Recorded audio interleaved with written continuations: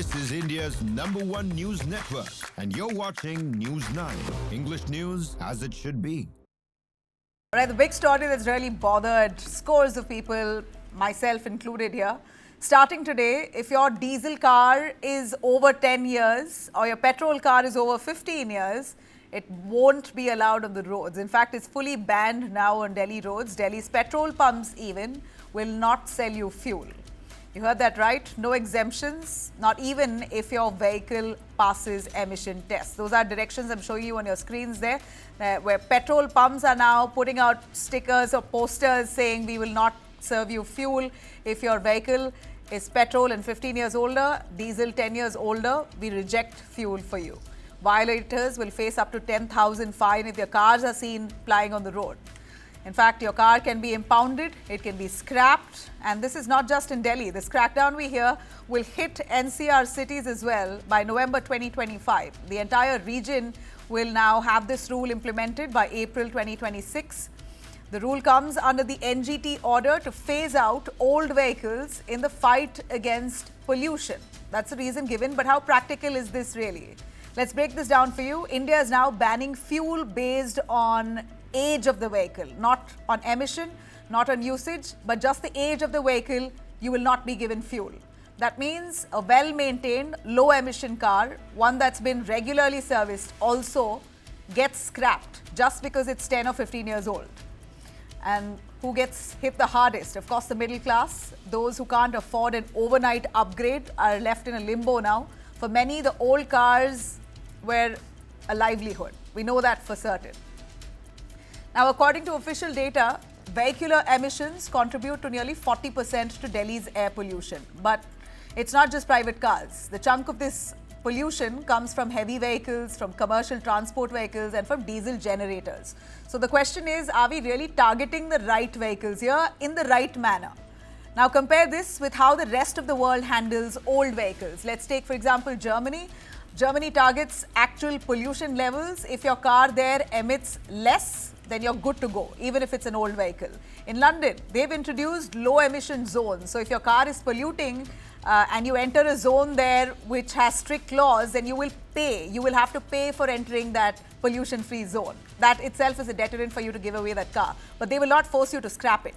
In California, California offers a repair or retire program. So you get time to fix your car or opt for a state buyback scheme. In Japan, one of the strictest countries, but even there, old cars aren't forcibly scrapped. They just get more expensive to keep those cars if they are polluting. So why the rush here? And what happens to the lakhs of vehicles that may still run clean? Their emission tests are good, but still are not allowed to ply. Are they all now heading straight to the landfills? Environmental policy must make sense, of course, but also there's got to be some human touch to these policies. We're hoping so. Banning fuel for old vehicles without support systems and scrapping without incentives or buyback options really feels here more like as if the car manufacturers are getting a big boost. Their sales are going to spike, but the actual middleman seems to be bearing the brunt here. Let's listen into, though, what Delhi Chief Minister Rekha Gupta had to say on this. Delhi के pollution को देखते हुए माननीय supreme court और pollution control bodies जो हैं CAMQ इत्यादि सब लोग इस विषय की संगीनता को देखते हुए लगातार ये बात कह रहे हैं कि एंड ऑफ लाइफ व्हीकल्स को बंद किया जाना चाहिए। हम भी उसकी वायबिलिटी देख रहे हैं कि दिल्ली में यदि कार्रवाई ये शुरू होती है तो उसका इम्प्लीमेंटेशन ठीक से हो। We know for certain cleaner air isn't non-negotiable, but should Delhi's middle class really be paying the highest price for it? I have with me Nishchal Singhania, who's the president, Delhi Petrol Dealers Association, joining us. We also have Vivek Chattopadhyay, senior program manager, air pollution control, CSE. Also, Vimlendu Jha, environmentalist. I really appreciate all of you for joining us. I'll start with the environmentalist straight. Vimlendu Jha, I'd like to ask you practically how much pollution do vehicular emissions really contribute? In Delhi especially, would you know some numbers you want to give us? So no doubt the main culprit in the sense when we talk about air pollution in Delhi, almost 40 to 50% of pollution primarily. When we're talking about 365 days, the average of 365 days, we're not talking about the episodic sources of pollution, where there's parali burning and stubble burning and everything else, or the patakas that Yeah. actually pollute. But on an average, there is vehicular pollution, which is actually contribute the biggest contributor, almost 40% to 50%. And in that, by the way, it's the private vehicles largely that contribute towards this entire air quality mess that we all are in. So data is there. Indeed, there was something We to be have done with clearly regard the to. data we have, those says out of the 40%, like you rightly said, it's largely the commercial vehicles that are contributors as well. So right now, when you look at, I think that there's some gap there, because we are talking about interstate commercial vehicles, which are largely trucks that ply, and therefore there's certain there are these peripheral roads and other movements. Just say that the private cars and private two-wheelers don't pollute. I haven't seen that data. There's something wrong in the data set that No, not perhaps at all. you have. I did not say they don't pollute. I said that there is less of a contribution to pollution levels in compared to commercial vehicles, and of course the rest of the 60% are other factors like you said, parali burning, etc. And those are episodic, Nabila. That's episodic sources. At the end of the day, we need to really focus on pollution sources that actually pollutes through the year. And vehicular pollution, do we actually need to create a regime when there are more and more private cars and more private polluting cars on the roads? Therefore, we need to do something. But at the same time, I completely agree with you that if a car is roadworthy, do we need to scrap it? Or rather than just looking at something which is so low hanging for the government, it's so easy to ban a vehicle 10 years or Exactly. 15 years. My only contention here is banning without a backup plan. You know, give easier to some do two leeway to things. your to your citizens so that Easier to do two things, Nabila. they are One is to incentivized to really actually give work away on that car. easier to do would be and more strategic would be to really improve the public transport network. Correct. Mobility, which should be public. And the other is that why should our PUC, which is pollution under control norms, we can make those more stringent rather than really looking at scrapping the car. So I'm an advocate of old cars should go, polluting vehicles should go, but should it be the only and easy solution? Because governance needs to take tough measures and measures that are long term rather than low hanging, the way the government is looking at. So I support this move completely. We need to do everything that is under our command, including banning 10-year and 15-year-old vehicles. But simultaneously, the good intent and good governance of any party or any government will only be visible if you really work on your public transport, look at your pollution under control norms, and many things in between. You know, but I would only imagine the kind of bitterness that now prevails among the middle class.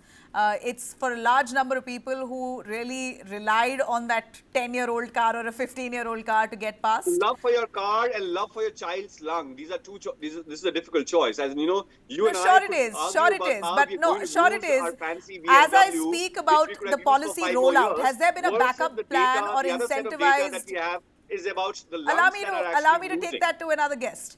Vivek, if you can come in on that. I'm here. We're not debating if this is a move in the right direction, but is it padded well enough to ensure that the middle class does not feel burnt? I can only hear testimonies of bitterness coming in from people saying this is ridiculous. I've done my emission tests, and my car is absolutely fit. If it's not being a real major contributor, why can't I be allowed to drive it a little longer? But the funny part is that you're not allowed in Delhi, but you're allowed in neighboring states of Punjab, of Haryana, of Uttar Pradesh. What sense does that make? As if air does not travel in such close proximity? The issue is Delhi is so you won't face that kind of. Bombay doesn't have a space, so their total ridership on public transport is 80%.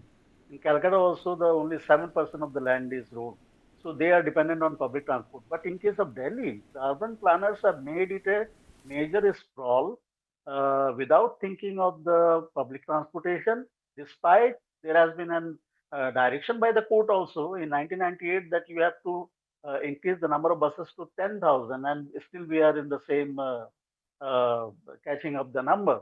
But the issue is why old vehicles are phased out, and people may have a misconception and there's part of the government to convey the right numbers. For example, if you phase out over 10-year-old cars, 10 to 25, okay, just understand a BS1 truck, okay, is equal to total 36 one BS1 truck is equal to 36 BS6 trucks.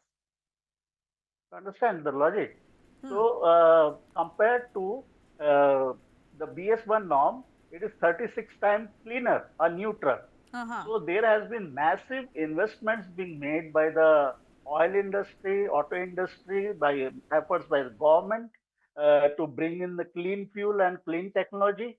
So BS6 has to be achieved. Fleet renewal has to happen. Now the question is how it should happen. Uh, Polluters are have to pay. Everyone knows as per the Motor Vehicle Act. Second thing, we are not doing enough to act on the new registration. For example, most of the countries in the world, like Berlin, any other country, like you, they look at California, for example. They have set tough targets for zero emission vehicles. Europe has set a target that by 2030, 35, major cities will phase out all the fossil fuel new vehicles. So Okay, so all the for what I across the world understand, Vivek, there I'm is going to going to let be you action. fix your connection. It seems like there's a problem with your connection. I'll have my directors to fix that. But I get your point, and a very strong point made there. As much as you want to phase out the old vehicles, is there any control and limit for new registrations? You have, Delhi flooded with private vehicles. Is there any measures to ensure people are demotivated from buying? Our environmentalist rightly said, public transport is the only way to motivate them to not use private vehicles. But yet, any other policy that policy padding that the government could do to ease the middle class burden? Nishchal, if you can hear me, Yes. go on, sir. Yeah. Can you repeat the question? I just missed No, the signal. my question is just that. What else can the government do to ease the middle class burden? Right. I'm a victim. Right. I'm passionately speaking about this. My emission tests were top notch. I barely use the car, but I'm forced to send it off. But it's funny how I could be very well using it in Bangalore and anywhere else in the country except for Delhi. Right. So today we rolled out this policy of refusing fuel to the old age vehicles, and what we saw on the ground that there was a decrease in traffic at the petrol pumps, and there was definitely there was a drop in sales also. But that doesn't mean that all old age vehicles were coming to Delhi. There was a fear which was there in the market, and I could see that the people, especially at the border areas, were avoiding Delhi petrol pumps and were moving to NCR retail outlets. Now, what could the government do? Of course, refusing fuel is not the only solution, because people would find ways to buy fuel from neighboring cities. And if it's not implemented in NCR simultaneously, it would not help. But if you're scrapping the vehicle, the government should incentivize using the scrap certificate to buy a new vehicle, which is not in place. We are talking about 6 million vehicles to be taken off the roads. And let's incentivize them to buy a new car and using the scrap certificate. That could be one of the solutions. Today we are talking about 6 million vehicles, and today we had about 25 vehicles which are impounded all across Delhi, which is fairly a very small number compared to the kind of data that's been shared with us. So I think if it has to be effectively implemented, it should be implemented across NCR simultaneously, and the customers should be incentivized to buy a new car. Now, what percentage of Delhi's vehicular population actually comes from private cars versus commercial heavy vehicles? Would you have an idea on that? Our environmentalist did give a number, but your take on how much of this is really a contributor? See, I can bifurcate the sales pattern in Yeah. Delhi. The commercial traffic is very less in Delhi now, and diesel trucks they have a heavy green cess and MCD toll tax to enter Delhi. So there's hardly any diesel sales left now. mostly the commercial deliveries are happening through CNG vehicles. And as far as the private vehicles are concerned, about 60% of sales are through two-wheelers and 40% are cars. So what we are looking at is a major chunk of old two-wheelers, more than 15 years old, which are plying. And I believe that those customers are not able to buy a new bike or buy a new scooter, and they just keep on, they want to run their own vehicle, Yeah. and they'll find ways to buy fuel from Ghaziabad, Noida, Gurgaon, Panipat, Faridabad and neighboring cities. So it's a real challenge to put it No, on ground. would you tell us, since you are within the industry, is there a mechanism for people? They should be aware if you go to a petrol pump, one would, if they assume that the pump workers cannot identify that your vehicle is beyond a certain age, would you want to alert our viewers here on what is the mechanism you're really using to catch vehicles that have passed its age? So we have installed ANPR cameras, which are automatic number plate readers, and those cameras are scanning the number plates and they are sharing the data with the Vahan portal. And if the portal says it's an old vehicle, the announcement is made on the speaker. But having said that, we get a lot of traffic in the morning, and I'm spectacle whether those cameras can scan all the number plates and announce all the old age vehicles. So the system has to be upgraded massively to implement it. We are trying our best to implement it, but today, the first day, the customers avoided the petrol pumps, and we could only impound 20 to 25 vehicles. Okay. Uh, you did speak about scrapping incentives. Would you want to tell us a little more, maybe a reminder to the government, those who are watching, to really ease a little bit of their pain at this point, as much as they are probably secretly despising the government for doing what it's done.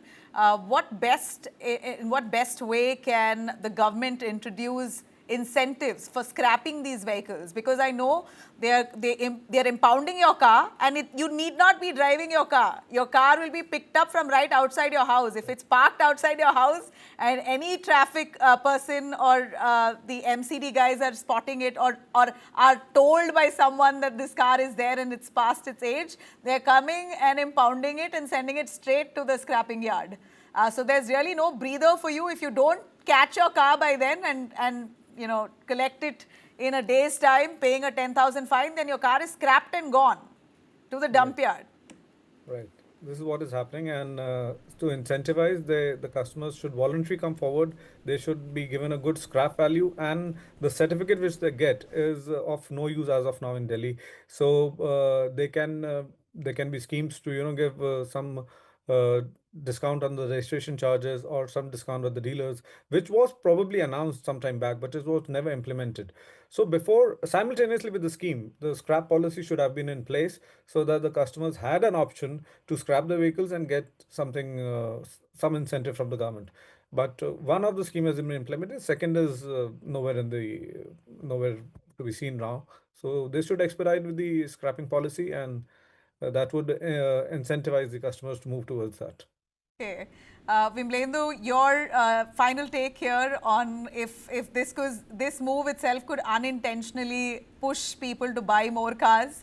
Do you think that will be a peril to this move? It could, and then all that effort to actually protect and save the environment? I think, no, as in, you're right that maybe it is going to really force people to get rid of their old car forcefully and buy a new one. And therefore, we are moving from one problem to the other rather than actually finding a solution. Well, it's a good point. But at the same time, I think we will have to, please understand, Nabila, that the state of Delhi's air or India's air or North India's air is we live a very toxic life here, and we will have to do everything in our command, and some might not be convenient and not convenient for the middle class, because middle class is the one that actually pollutes the air, and it better mend its ways and cannot live with the middle class way of lifestyle and standard of living and expect a good quality of life or good quality of air. So we will have to do certain inconvenience bring certain inconvenience to our lives. And therefore, I am an advocate of doing this and many more to really do it. As in, You of know course, what's funny? this is not a solution I'm in sure that sense. I'm sure you've noted this shift. In fact, Nishal will also agree with me. People have now fully moved to buying petrol vehicles, not even EV. Electric vehicles are not even in demand because there's no infrastructure for EV. So people now See, shifting to private petrol vehicles, mobility, even though Navina, it's it more cannot never expensive. be. Petrol is more Yeah. expensive. Petrol make is also more expensive, but they're still going for it so that they have a longer shelf life. Yeah, but the thing is that you and I, as responsible people, when we're actually trying to drive a narrative here, we need to understand that private vehicles can never be a solution to the air quality mess that we are in. They will have to advocate for effective, affordable, safe, last mile public transport, and that's the only solution. These piecemeal band-aids, scrapping one car here, one car there, or a smoke gun here and smoke gun there is not going to solve Delhi's air crisis, North India's air crisis, or the public health crisis that India is facing vis-a-vis air right now. So, this is fine. This is good optics. Fine. I support it right now, but this cannot be the last word, the last line of governance. This is lazy governance at best, that I would say. I'll take the final word from Nishchal. Do you support the move, Nishchal? People and your thoughts about electric vehicles, as much as you think this would motivate them to use EV, that's not been the trend. But I would agree with Mr. Jha that we should focus on the long-term solutions. But today we have a problem where we are denying fuel to old vehicles and customers are left nowhere. They want some solution right now to do away with their cars. So a good scrapping policy is the solution, a short-term solution, but that is the solution right now. And coming to the EV things, we have seen a clear trend over the last 5 years that customers are shunning their diesel cars, they're buying petrol cars. There is migration not as much even to CNG. Forget EV. Even the customers, the passenger cars, don't want to queue up for CNG. They're opting for petrol, and EV has minimum effect. The charging stations that we have at the petrol pumps are empty. Yeah. You don't get customers, and I know I don't have the figures of EV sales, but there's not been any Yeah. effect on the petrol sales. In fact, people are moving from CNG and diesel to petrol. All right. Thanks for those stats. I really appreciate you, Nishchal and Vimlendu, for joining us. Vivek, unfortunately, we lost his connection, but thank you if you're listening to us.